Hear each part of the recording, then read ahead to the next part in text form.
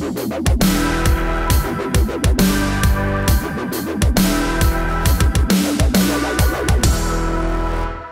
the president's in trouble. There's no denying that. His approval ratings are hovering in the mid-30s, catastrophic for somebody so recently elected. The entire country is really starting to rise up against his policies, which have been perceived to be disastrous. And many people who voted for him are really, really beginning to regret their decision. But the reason they voted for him was to get rid of, that woman. Hi, everybody. I'm Bill Whittle here with Steve Green and Scott Ott, talking to you about the critical situation with the president of France, Monsieur Macron. You thought it was going to be somebody else, but it wasn't. I see what you did there. See what I did there? Turns out that he's in trouble, and he's in trouble for reasons that we would think would have made him quite heroic.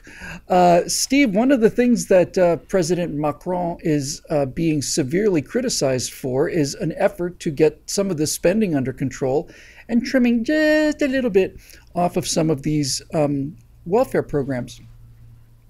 And French people don't like that very much. Yeah. Well, here's the thing. Look, Marine Le Pen is not my idea of anybody's president. I've been against her and her family from the time her dad started making waves in the 90s.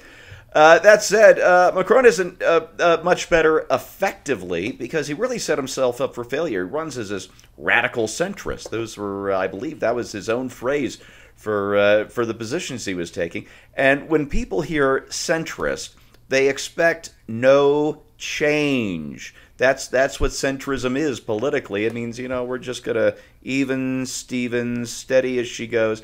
And instead he comes in, and instead of staying the course, which is to gradually increase the spending and scope and regulation of government incrementally year after year after year, he says, hey, we can't afford this. We're gonna make a few trims, and so of course he starts bleeding support immediately, especially because this is a guy who came into office with zero natural constituency. He'd never run a race before. He didn't really stand for much other than this radical centrism, whatever that means. And so his support was, as they said of George H.W. Bush after the first Iraq War, his support was a mile wide and an inch deep, and we're seeing the results of that in the polls right now. I think it is a lesson in the dysfunction of French political culture that he's still the best thing that French voters had to choose from. And again, it's not that he's a bad guy, but the way he positioned himself against Le Pen meant he was going to disappoint an awful lot of voters, and that's exactly what he's done.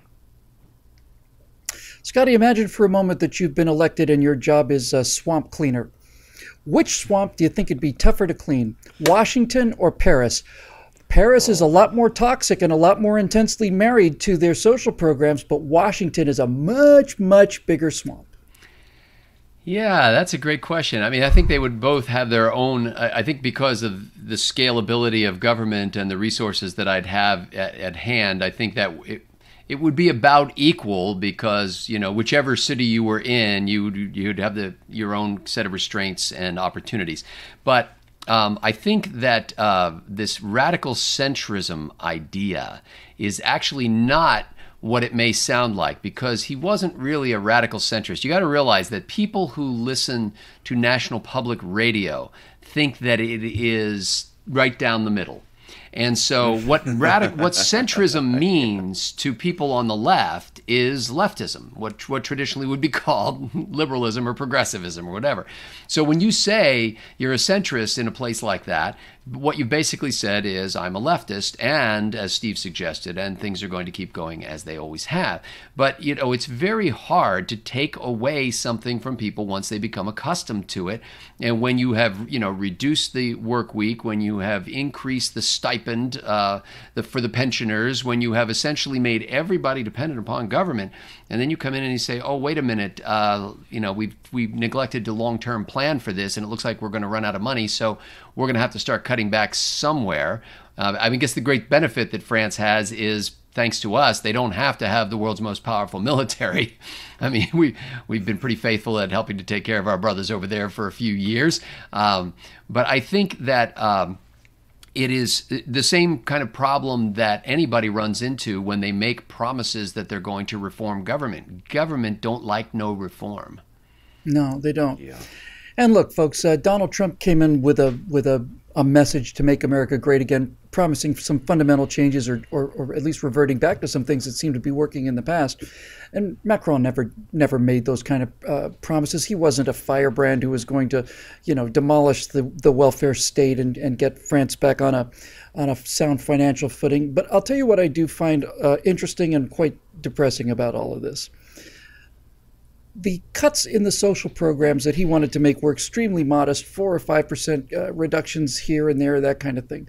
And they were adamantly refused by the people of the country.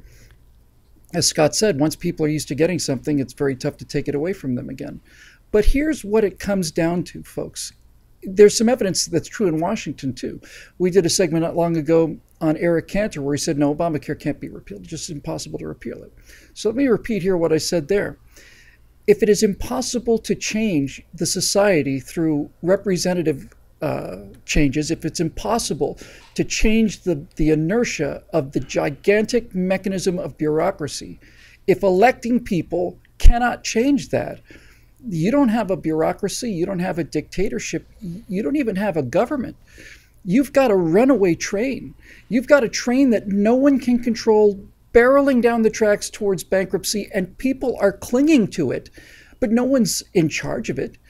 It's not a government. It's nothing. It's a thing.